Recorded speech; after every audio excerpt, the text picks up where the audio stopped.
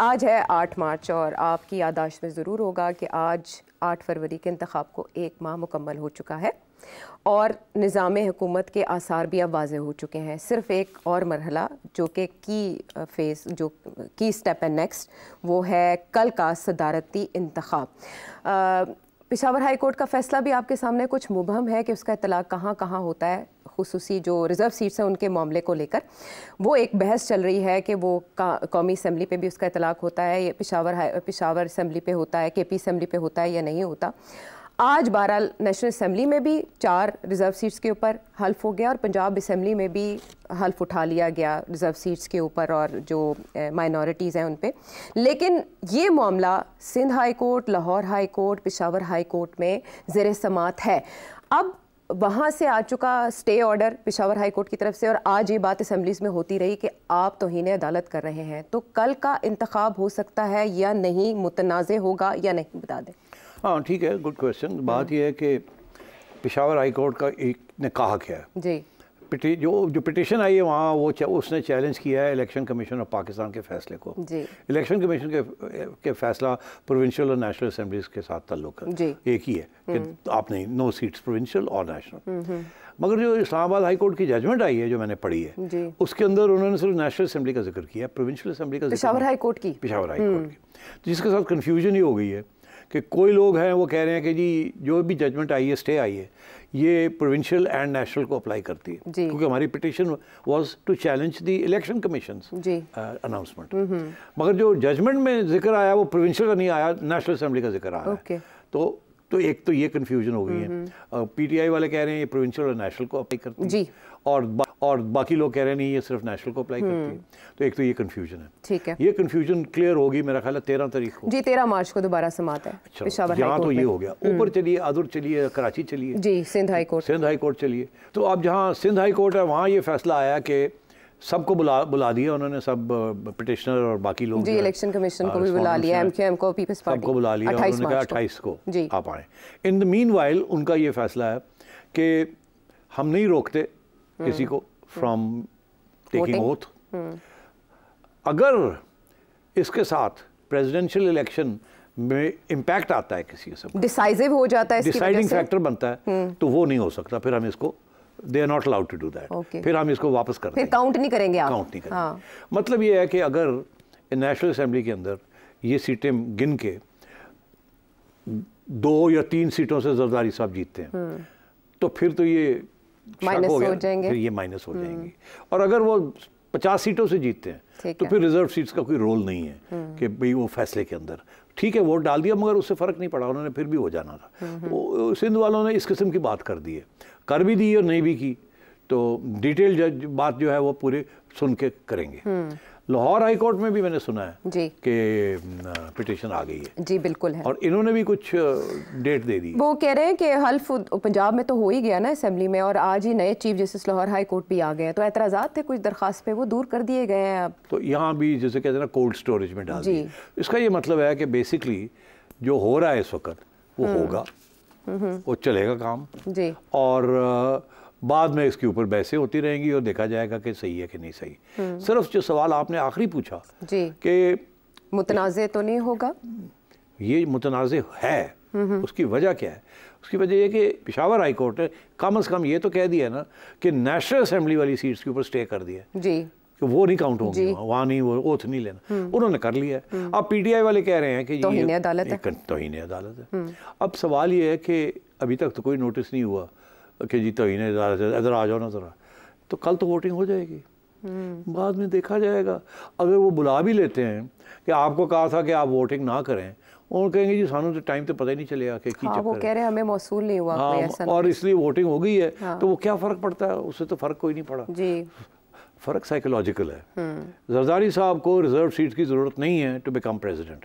अच्छा ठीक है, सिर्फ साइकोलॉजिकल इम्पैक्ट ये है कि 400 मिलनगियाँ ताकि स्वीपिंग विक्ट्री या 360-70 मिलेंगी, ठीक है। तो ये इसका सिर्फ एक साइकोलॉजिकल इम्पैक्ट है। तो इसलिए शोर डाल रही है ऑपोजिशन कि जी ये ना करें, ना हो, ये ना हो वगैरह वगैरह। मेरा ख्याल है इसका कोई फ़र्क नहीं पड़ेगा। कंटेम्प्ट नोटिस अगर होता भी है तो उसका कोई फ़र्क नहीं पड़ेगा किसी चीज़ को।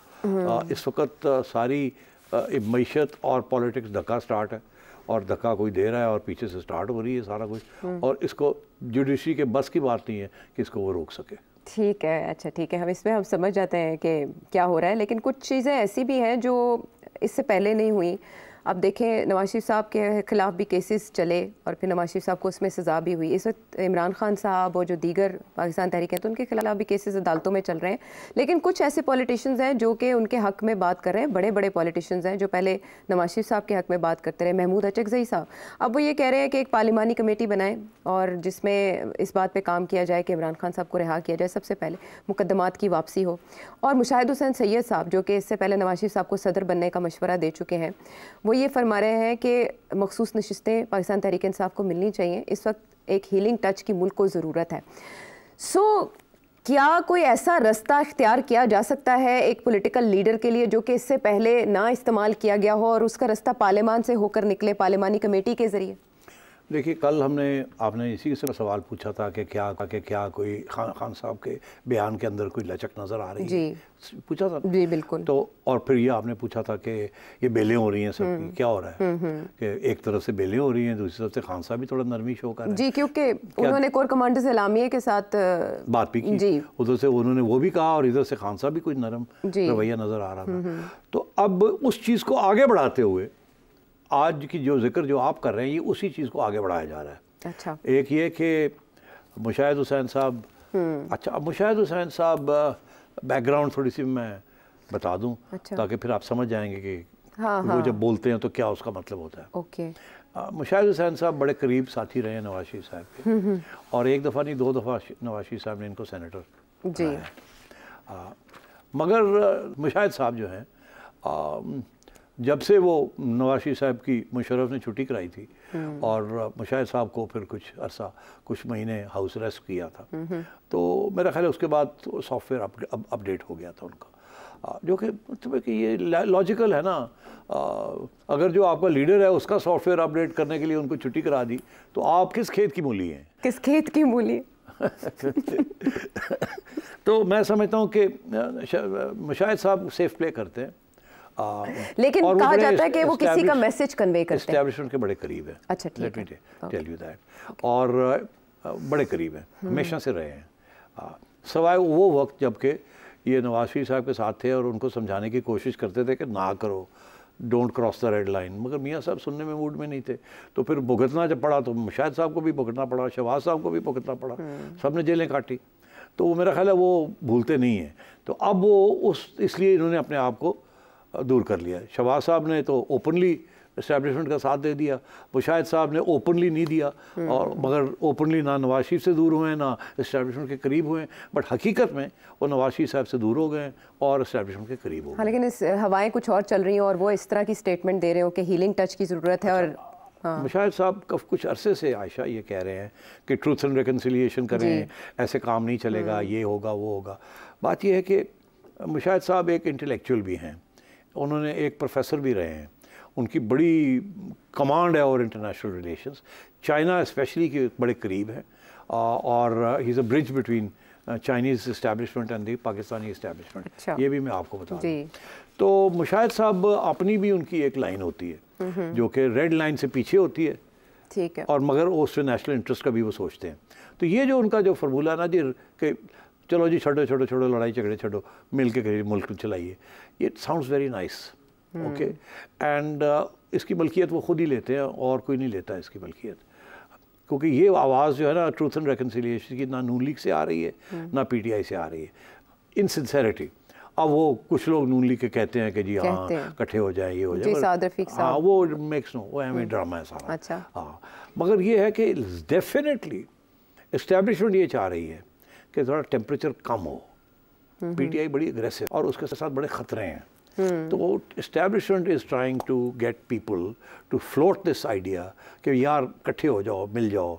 उसका सिर्फ मकसद ये है कि इमरान खान को थोड़ा सा ठंडा करना है और उनके लिए कोई अपॉर्चुनिटी देनी है। कमीशन बना दें, अचकज़ई साहब कहते हैं जी, पार्लियामानी कमेटी बना दें, उसमें रिहाई की बात करें, या ये भी डाल दिया ना कि इमरान को रिहा करें, जी जी, तो थे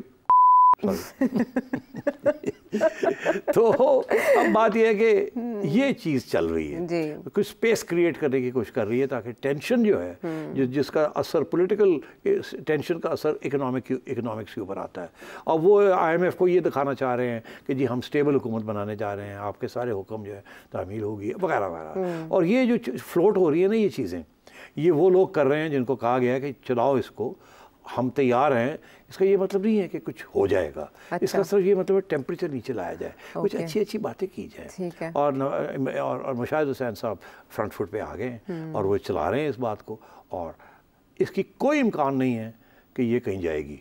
अच्छा। अब आए मेरी तज्जिया। पहले तो मैं आपको बताया हो क्या रहा है, अब मैं कह रहा हूँ ये कहीं नहीं जाएगी। ठीक है। ये PTI का कोई मूड नहीं है और उसके पीछे इमरान खान खड़ा है। ये सारी बातें चलेंगी। PTI के अंदर भी बड़े लोग हैं जो कह रहे हैं खान साहब पीछे हट जाओ, पीछे हट जाओ, कोई स्पेस क्रिएट करो। ठीक है। खान साहब भी स्पेस उतनी क्रिएट करेंगे जिसके साथ वो अपना बयानिया ना खो दें। उनके बयानिया की वजह उनकी पॉपुलैरिटी है, और बयानिया इज एंटी एस्टैब्लिशमेंट। ठीक, तो और इसीलिए वोट भी पड़ा। ठीक है। तो मैं ये समझता हूँ कि ये गेम प्लेइंग हो रही है थोड़ा सा टेम्परेचर रिड्यूस करने के लिए। ठीक है। I think everybody wants the temperature to be reduced.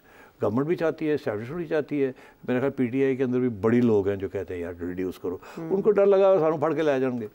लेकिन सियासत भी तो चलानी है, सियासत भी तो चलानी है, मजबूरी। हाँ, तो ये मसले हैं। ये मसले हैं, सारी गड़बड़ कहाँ हो सकती है, कहाँ प्रॉब्लम्स हैं और कहाँ अपॉर्चुनिटीज़ हैं, इन सब के हवाले से एनालिसिस आपने जाना। अगर सभी सिचुएशन को डिफ्यूज़ करने की तरफ जा रहे हैं तो फिर इसमें रुकावट क्या है?